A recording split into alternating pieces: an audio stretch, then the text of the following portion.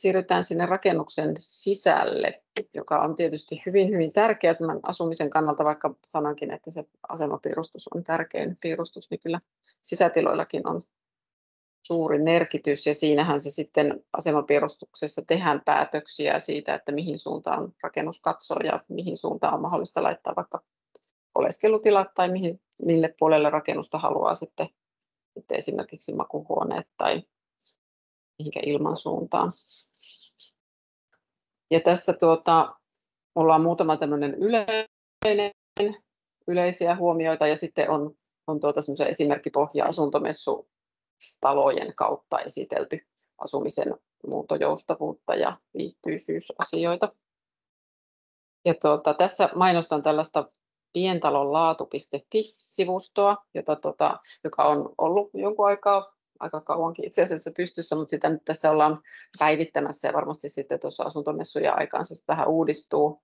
Nyt se on vähän sellainen 90-luvun tyylinen, mutta hyvää sisältöä, sellaista niin kuin hoksautussisältöä ja hyviä kysymyksiä siitä, mitä asuminen, tai miten esimerkkinä, että mitä näet, kun astut rakennukseen sisään, minkälaiset näkymät tai minkälaisia näkymiä haluaisit, että siellä on, ja tällaisia, niin kuin, että täytyy asettua niiden kysymysten äärelle ja tehdä sellaisia päätöksiä siitä, että mikä on se niin kuin oma tahtotila ja mihin voisit suunnittelijaa ohjata, että tällaiseen haluaisin mennä.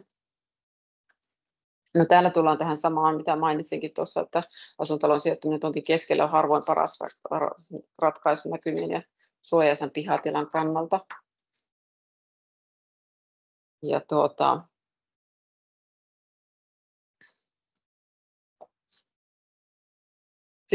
sitten tullaan tähän asunnosta pihalle avautuviin näkymiin, että millä tavalla haluat sulkea tai avata sitten naapurustoon tai omalle pihalle tai puistoalueeseen näkymiä, ja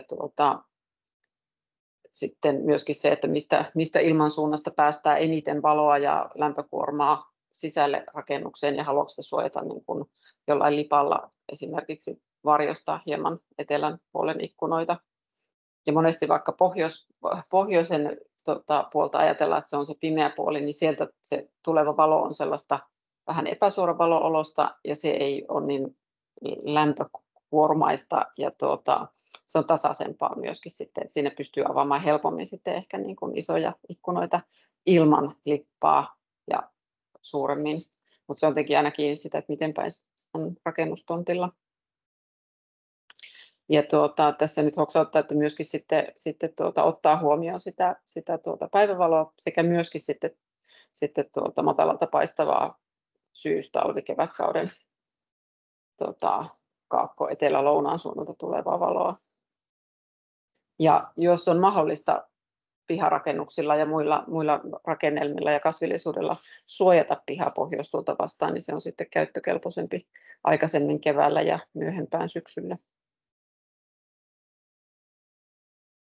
Ja muuntojoustavuus on nyt etenkin, kun ollaan siirretty aika paljon kotiin työskentelemään, ja sitten ihan rakennuksen ja sitten meidän itsemme elinkaaren kaarta ajatellen ja mahdollisia muitakin asukkaita ajatellen ehkä talon myynnin jälkeen, niin se on hyvin oleellinen asia ja aika helposti toteutettavissa myöskin ilman lisäkustannuksia, mutta se vaatii sen miettimisen siinä suunnitteluvaiheessa, että mihin mahdollisesti se talo voisi taipua, ja tiettyjä rakennusvaiheessa tehtäviä ratkaisuja, kuten että esimerkiksi 2 makuuhuoneen välillä onkin lattiamateriaali menee ehyönä väliseinä alta, jolloin sitten jos väliseinä poistetaan, niin siinä onkin sitten valmis lattia, eikä tarvitse sitä alkaa paikkailemaan tai tekemään muita kikkoja siinä kohti.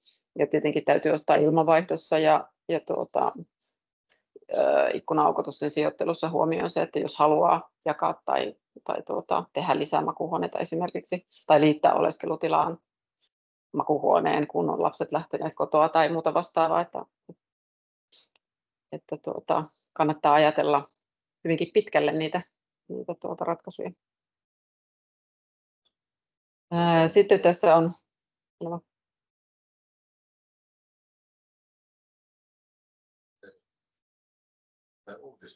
Mm.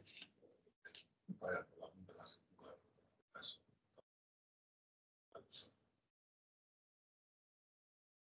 tämmöisiä erillisiä, vähän niin kuin konttimaisia talousrakenteita. Olen tullut vastaan, että on erillinen etätyöhuone. Periaatteessa työmaa koppii tämmöinen sitä kaikki. Ja läppäriä ratkaisua. Tietenkin se on mukavaa, jos olisi siinä päärakennuksessa. Varasto, minkä voisi vaan seinän siitä.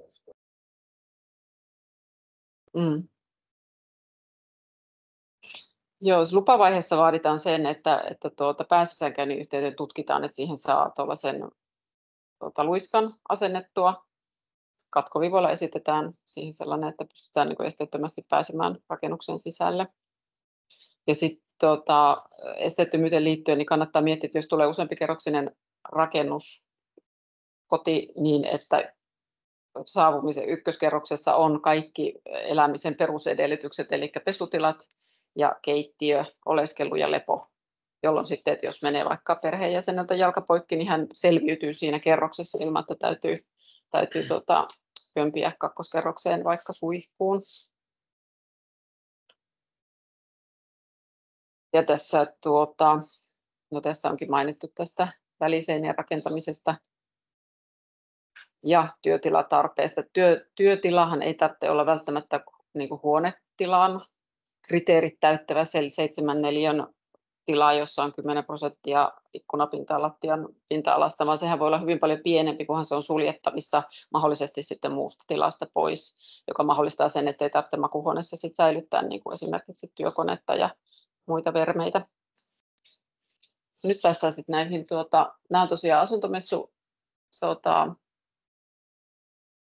rakennusten pohjapiirustuksia, ja tässä on sellainen arkkitehti Riikka Kuittinen on tehnyt tämmöiset analyysit näistä ja korostanut täältä nyt esimerkiksi muuntojoustavuutta tästä rakennuksesta. Aika yksinkertainen keino, eli tässä on kahteen makuuhuoneeseen on tehty mitoitus sillä tavalla, että siihen mahtuu parisänky, jolloin sitten on mahdollista esimerkiksi, kun lapset on pieniä, kaikki nukkuu yläkerrassa, kun lapset on isompia ja niitä on ehkä enemmän tai muuta vastaavaa, niin sitten vanhemmat voi siirtyä tuonne alakerran makuuhuoneeseen nukkumaan. Eli tavallaan se rakennuksen käyttö sitten elää siinä perheen kasvaessa ja näin edespäin.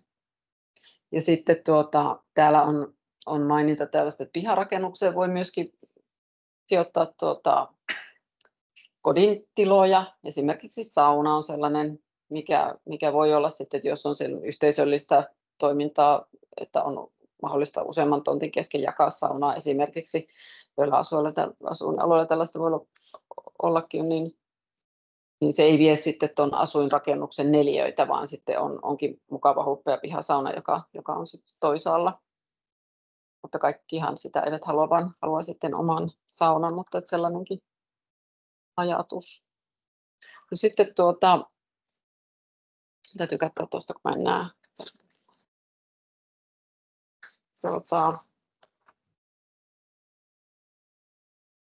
Monikäyttöisyyteen, niin tuossa on esimerkiksi tuollainen makuuhuone, joka on jaettavissa kahtia, tai sitten se voi olla tuollainen iso ateljee-tila, ja sitten tässä rakennuksessa on tehty tuollainen pieni parvi, joka sitten mahdollisesti toimii työtilana tai vastaavana. Ja ei tarvitse, tai sitten tuossa alakulmassa on työtila, joka näyttää, että se on aika pieni, se on alle 7 neliöinen huone, tosin ikkunallinen, mutta toimii työhuoneena varsin mainiosti, ilman että vie sitten sitä kallista rakennusoikeutta paljon tuosta.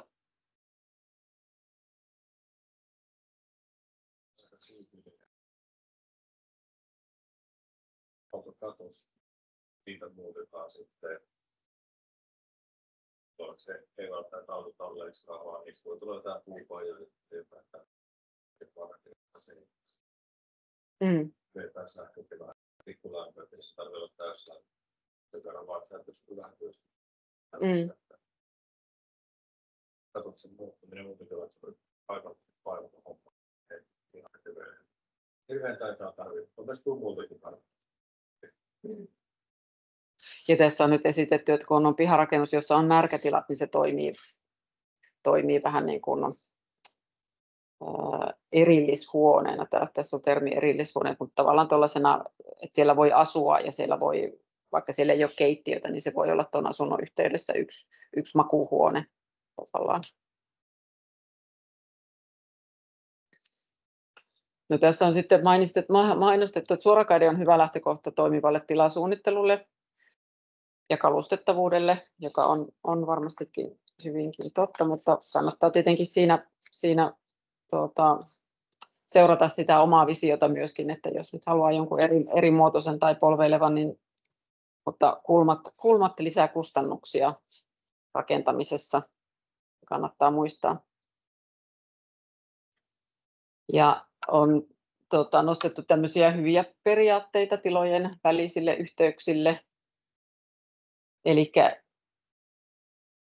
eteisestä on hyvä olla kulkuyhteys pääasiallisiin asuintiloihin ja WC-tilaan sekä riittävästi säilytystilaa kuravaatteille, talvilisävaatteille, kengille. Ja tuntuu, että eteisessä sitä harvoin on liikaa sitä säilytystilaa ja kaappia ja komeroa. Ja monessa perheessä, lapsiperheessä, koiraperheessä se, että jos on kuraeteinen suihkuineen, kurasyvennyksineen kodinhoitotilan tai pääsisäänkäynnin yhteydessä, niin se on huomattavasti asumusmukavuutta tuottava kyllä. Ja olohuoneesta ensisijaisesti kulkuyhteys vain ruokailu- ja keittiötiloihin sekä ulos ja olohuoneeseen riittävästi ehyttä seinää, koska sitten tehokkaassa, tämä tulee vastaan usein kerrostalorakentamisessa, kun tehdään tosi tilatehokasta, niin silloin olohuoneen seinät tuppaa rikkoutumaan ovilla, jolloin se on vaikea kalustaa ja kalustusta on vaikea muuttaa, jos sinne katsotaan, että siinä on 2 metrin pätkä ehyttä seinää, johon just saa televisio ja muuten onkin yllättäen se onkin sitten kulkutilaa, kun sitä alkaa tarkkailemaan, että mistä makuhuoneesta mennään keittiön tai olohuoneen poikki kuljetaan vähän niin kuin joka paikkaan, niin sitten kalustettavuus kärsii. Eli sellainen hyvä sääntö tai tämmöinen ehkä minimisääntö on 3,6 kertaa 3,6 neliö sinne olohuoneeseen ja sen pystyy kalustamaan jo, kunhan löytyy ehyttä seinää. Ja tässä korostetaan taas työpöydälle varattavaa paikkaa ja päämakuuhuone mitoittaa sillä tavalla väljästi, että sinne mahtuu vauvasänky tai se työpöytä, jos ei sitten työpöydälle ole muualla paikkaa. Ja tässä sitten päästään näihin pohjiin taas, eli tilan tuntuun vaikuttaa hirveän paljon näkymät, minkälaisia näkymiä avautuu siellä asunnon sisällä. Onko mahdollisuus katsoa tilasta toiseen, muodostuuko tilasarjoja tai sitten, että jos on käytäviä tai muita, että käytävän päästä avautuukin ikkuna, jolloin se sitten katse pääsee jatkamaan matkaansa, että ei mennä päin seinää. Ja puhutaan tällaista aksiaalisuudesta, että löytyy semmoisia niin kuin tilanäkymiä asunnon sisältä ja nimenomaan tästä tulee sitten myöskin se, että mitä näkyy, kun tullaan asuntoon sisälle, koska se on se näkymä, mihin törmää joka päivä melkeinpä ja se, että on miellyttävä tulla sinne asuntoon sisälle, että siinä ei ole ensimmäisenä kaikki kuravaatteet, vaan ne ehkä pystyy laittamaan jonnekin vähän sivummalle ja näin edespäin. Ja tässä on korostettu tätä pohjoiseen aika isosti avautuvat ikkunat,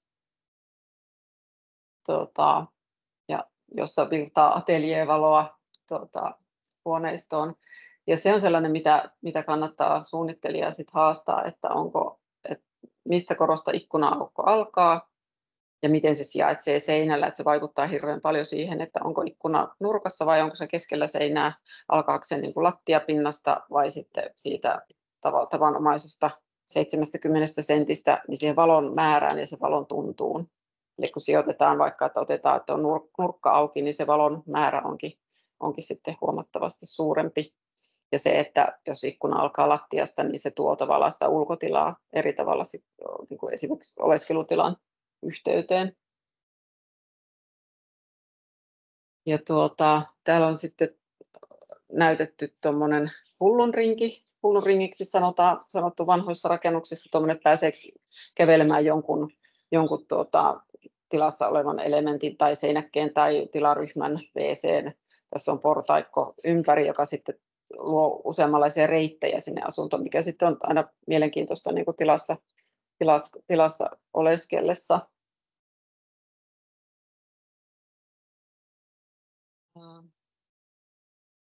Ja tässä nyt näkyy hyvin tässä pohjassa tila, niin kuin tuollaiset akselit, joista pystyy näkemään vähän niin kuin kahteen suuntaan ulos tai sitten tilasta toiseen.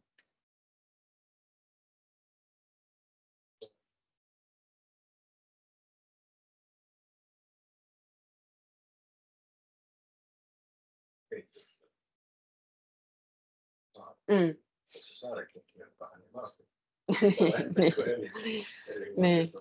No siinäkin sitten voin haastaa, että onko se avokeittiö aina hyvä asia. Itse kukin sitten tietää sen, että millä tavalla siinä. Niin, se on se tiskin määrä ja se, saako sen oikeasti piiloon siellä sitten,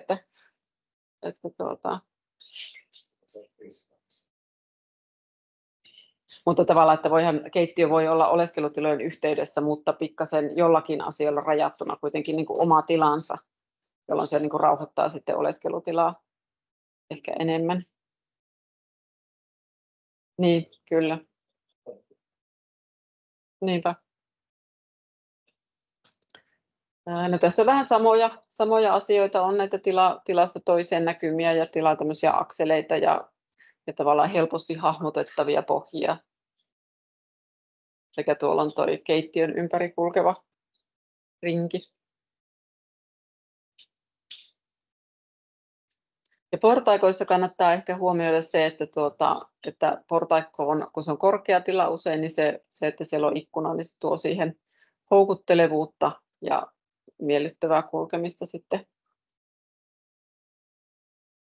Ja tässä nyt on osoitettu kun on isosti avataan ikkunoita tänne nyt ilmansuunnista tietämättä, niin tässä on katosta sitten suojaamassa sitä ylikuumenemiselta. Ja tuossa on tuollainen hyvä sääntö, että nyrkkisääntönä riittävä katoksen syvyys tulisi olla yhtä syvä kuin ikkuna on korkea, jos katos on sijoitettuna 1/4 ikkunan korkeutta korkeammalle, tällainen niin kuin tavallaan se valokulman,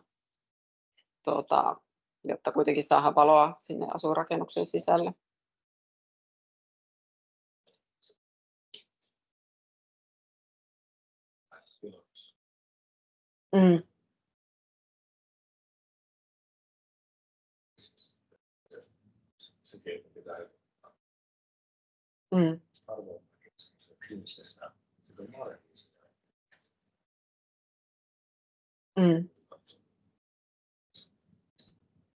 Niin kyllähän sitten laseilla ja tuommoisilla pystyy sitten huomioimaan sen, tai täytyy olla valmis ehkä huomioimaan sen, että ikkunalasit niissä on kalvotukset kunnossa. Ja tästä nyt päästäänkin tähän ilmastonmuutokseen sopeutumiseen ja sen ehkäisyyn, eli tässä vaiheessa miettiä sitä, että hellejaksot voimistumat ja rankkasateet voimistuvat, tuulisuus lisääntyy, eli se tavallaan säärasitus, mitä rakennukselle tulee, niin se tulee kasvamaan. Ja ehkä se on varmaan nyt pientalorakentajille aika itsestäänselvyyskin tehdä energiatehokkaasti ja ehkä se energiatehokkaasti, tämä muuntojoustavuus ja vähähiilisyys on sitten sellainen haaste, että sitä voi miettiä, että millä tavalla haluaa hyödyntää. Ja se kannattaa muistaa, että vaikka tavallaan voi rakentaa, että kun on tyhjä tontti, niin voi rakentaa mitä vaan, mutta että turhia neliöitä ei kannata rakentaa, vaan pyrkiä rakentamaan muuntojoustavasti ja tehokkaasti. jolloin sitten käyttökustannukset säilyy kohtuullisina, mutta kuitenkaan ei välttämättä siinä tarvitse tinkiä siitä omasta laadusta tai mukavuudesta, vaan kun käyttää sen tilan hyvin hyödyksi, mitä on käytettävissä.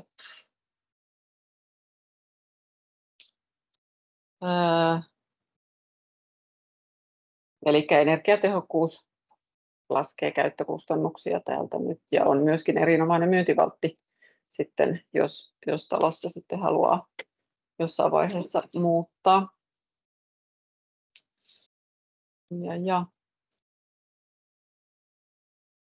Tässä on nyt kerrottu sitten näistä, mitä nyt ehkä sivuttiinkin tässä hieman näitä eri lämmönlähdevaihtoehtoja, aurinkoenergia, ilmalämpö tai vesi-ilmalämpöpumput sitten maksavat edenkin näiden sähköhintojen aikana itsensä takaisin aika nopeasti.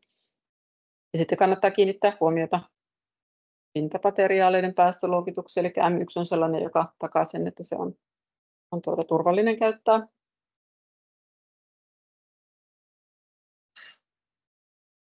Ja kannattaa haastaa suunnittelijoita ja evästää heitä.